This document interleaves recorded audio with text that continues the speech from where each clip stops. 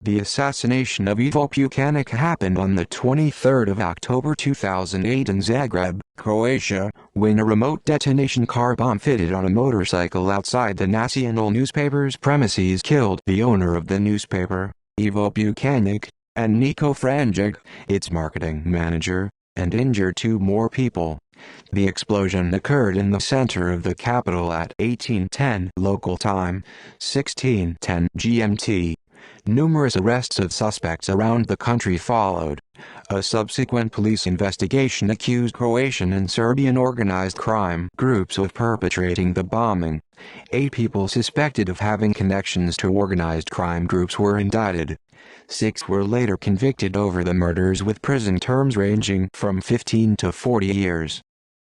Details at 18:10 local time, Pukanić approached his Lexus LS 600 Hour with Niko Franjic, the national director of marketing. According to First News report, a bomb placed in the trash can next to the car exploded soon after.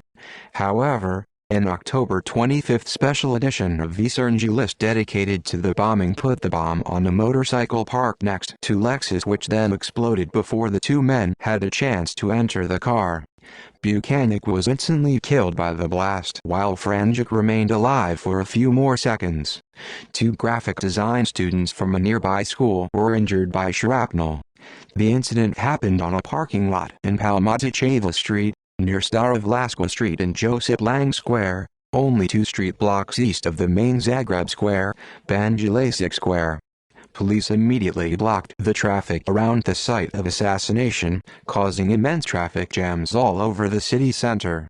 A man was seen running away from the explosion down Palmatićeva Street. He was described as being in his early 30s, wearing a baseball cap and running with no regard for traffic. The police have reported finding security camera footage of a possible perpetrator parking the deadly motorcycle. CCTV footage of several suspicious events around the building on the day of the attack, including the footage of the explosion itself, was examined by court and publicly released in March 2010. Reactions. In a special press conference, the Prime Minister of Croatia Ivo Sanader denounced the attack and declared that he would not allow Croatia to become Beirut, though he declined a proposal for entering a state of emergency. He further stated that, "This is no longer merely a fight against organized crime, this is something all of us in Croatia will rise up against." Mirjana Pukanić, Ivo's estranged wife with whom he was involved in a very public scandal earlier in the year, was shocked to find out about the assassination. The editorial board of Nacional reacted by accusing the police of Pukanić's death by failure to provide police protection. They stated that Pukanić's round-the-clock protection by 2 police officers was lifted on August 1, not by Pukanić's request in his right mind, but under a pressure from the police. Pukanić allegedly received 2 death threats after the end of the protection and promptly forwarded them to the police, but they failed to act upon them. The redaction also condemned the prosecution office for investigating false accusations against Pukanić instead of concentrating on finding his April assailant.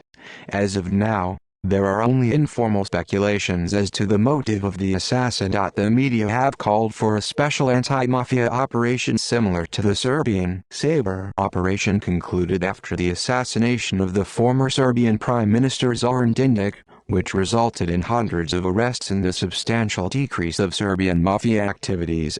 However, there has been no news so far from the police department as to a possible operation. Such an action was already called for by the Zagreb's influential newspapers after the murder of Ivana Hodak, the daughter of a prominent Zagreb lawyer who was defending a controversial former army general. Misic's testimony. President of Croatia Japan Misic said the attack meant terrorism has become a fact on the streets of Zagreb. He went on to state Pukanić feared for his life before the accident. According to Misic's words, Mirjana Pukanić called Misic to ask Ivo Pukanić to send her some money. Misic called Ivo and aside from Mirjana's request, inquired about the police investigation of the April assassination attempt. Pukanić replied that the police have not made much progress since the crime itself, but he added that he was in a great fear for his life. Misic declared that he was not aware what were the reasons and who were the authors of the threats. He recommended the police to interrogate Mirjana Pukanić, although he did not publicly state what she would be able to say. He also said he would be willing to subject to a police interrogation himself. Mirjana Pukanić was vexed by President Misic's recommendations and the claim about begging for Ivo Pukanić's money. She stated she has lived in a women's shelter for 6 months without money, and that she only asked Misic to speed up the divorce process started by her. State of emergency. In a special news conference following the assassination, Prime Minister Ivo Sanader at first declined the possibility of introducing a state of emergency. However, the following day Sanader approved the proposal and ordered 250 additional police officers to the city.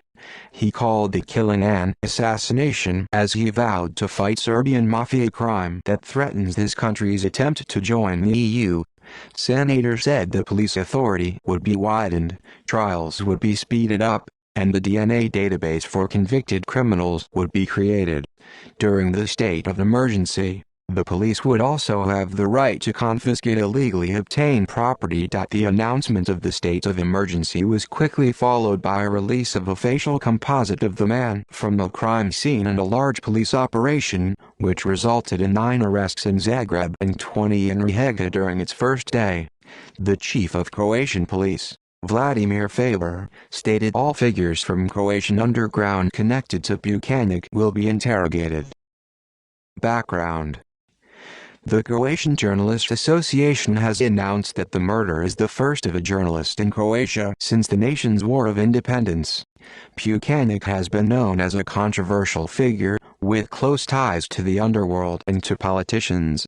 Croatian media has reported he was a regular guest at all receptions given by President Stjepan Misic. Pukanić's Nacional was known for uncovering cigarette smuggling schemes involving, among others, a Swiss-based Serbian tycoon Stanko Subotic and the current Prime Minister of Montenegro, Milo Đukanović.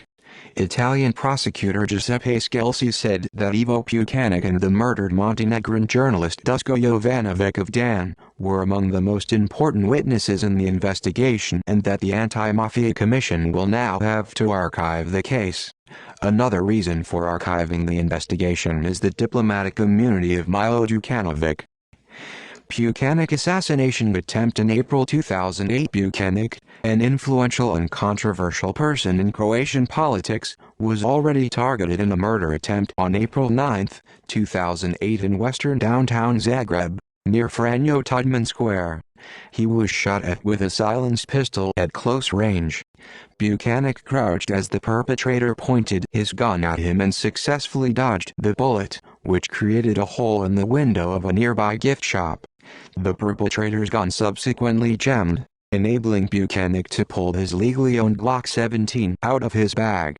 Pukanić fired a warning shot, causing the perpetrator to flee the crime scene.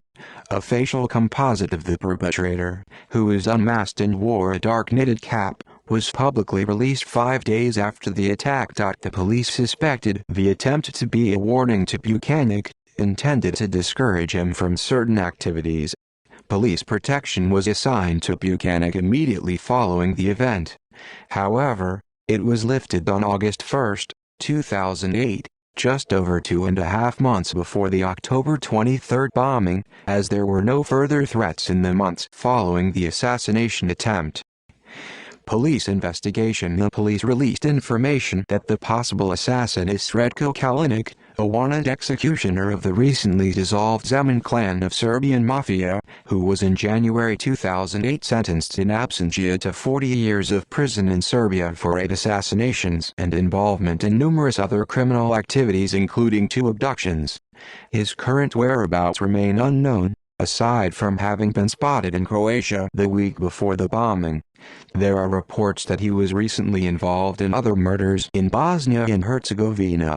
The police have also talked to Mirjana Pukanić, while National Editorial Board refuted a claim that they planned to accuse her for the assassination.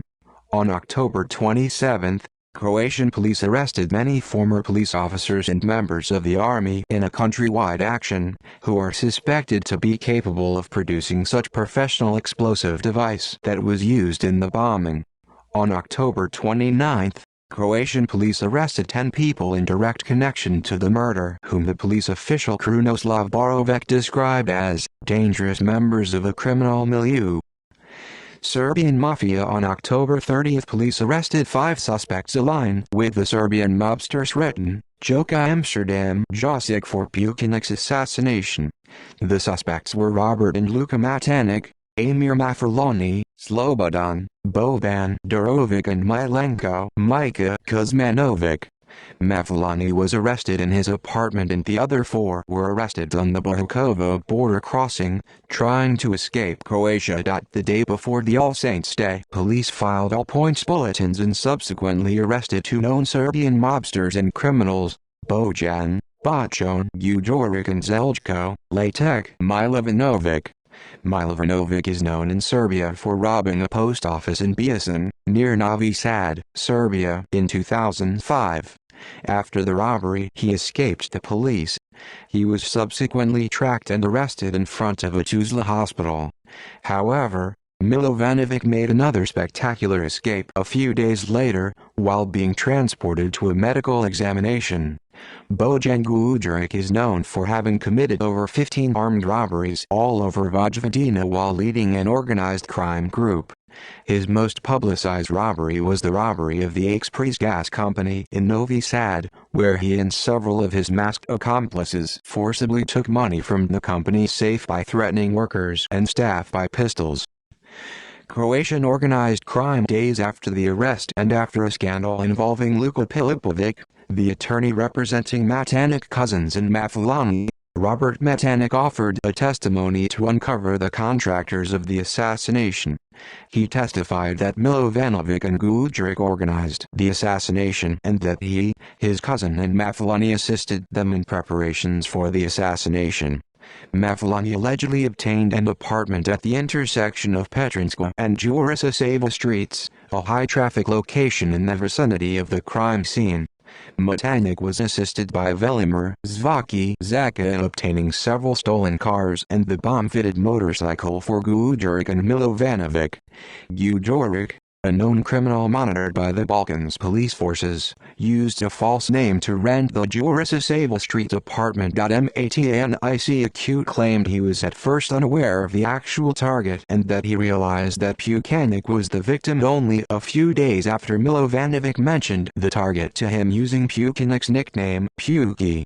Matanic also declared he was not present during the assassination, claiming a BMW 7 Series presentation in a car dealership in Folnigovićevo Naselje as his alibi. Matanic also arranged the escape of Milovanovic and Guduric to Bosnia and Herzegovina. However, only Milovanovic's escape was successful, as Guduric took off a day later and was subsequently caught by the police. References. External links. Live footage of the bombing aftermath.